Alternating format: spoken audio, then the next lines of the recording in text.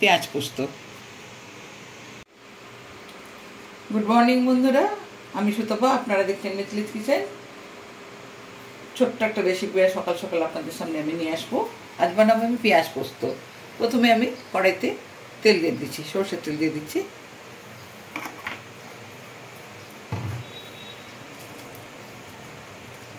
তিনটে গোটা লঙ্কা দিয়ে দিচ্ছি, শুকনো লঙ্কা, একটু জিরে ফোড়ন।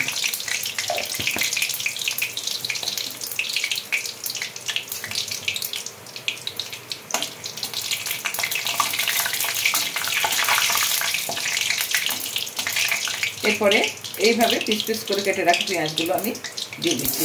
যেমন পোস্তর আলু কাটা হয় সেরকম পেঁয়াজগুলো একটু বড়ো সাইজের কাটতে হবে। আর একই সাইজের আমি টমেটোও কেটে নিয়েছি, টমেটোই একই সাইজেরই কেটে নিয়েছি। আমি একই সাইজের টমেটো কেটে নিয়েছি।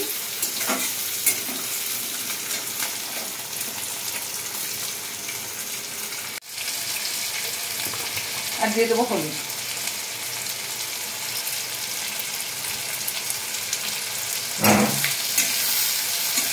এরপরে দিয়ে দিচ্ছি টমেটোটা।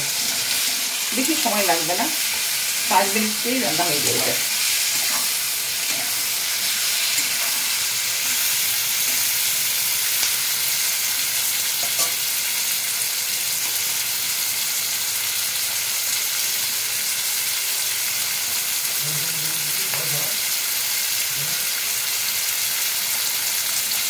পোস্তটা একটু ঝাল ঝাল করার জন্য একটু লঙ্কার গুঁড়ো দিয়ে দিচ্ছি।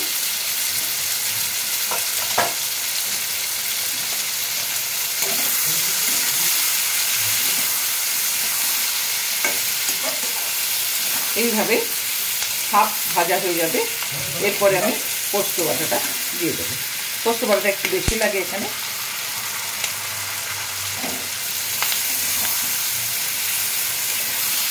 টমেটোটা গোটা গোটা থাকবে, পেঁয়াজটা গোটা গোটা থাকবে, কিন্তু পেঁয়াজ পোস্তটা এইভাবেই তৈরি হয়।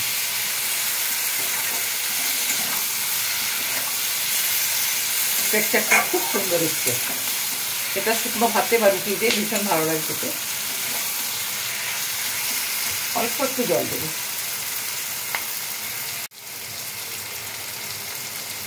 শিলবাটা জলটা একটু দিয়ে দিলাম, পোস্ত বেটেছিলাম দিয়েছিলে। এবার গ্যাসটা আমি কমিয়ে দেবো, আস্তে আস্তে হতে থাকবে।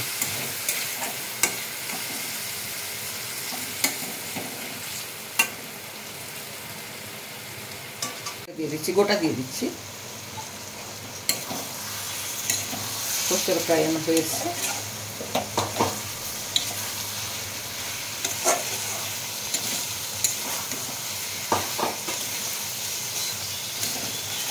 এটা ছোট্ট একটা রেসিপি, কিন্তু খেতে খুবই মজার।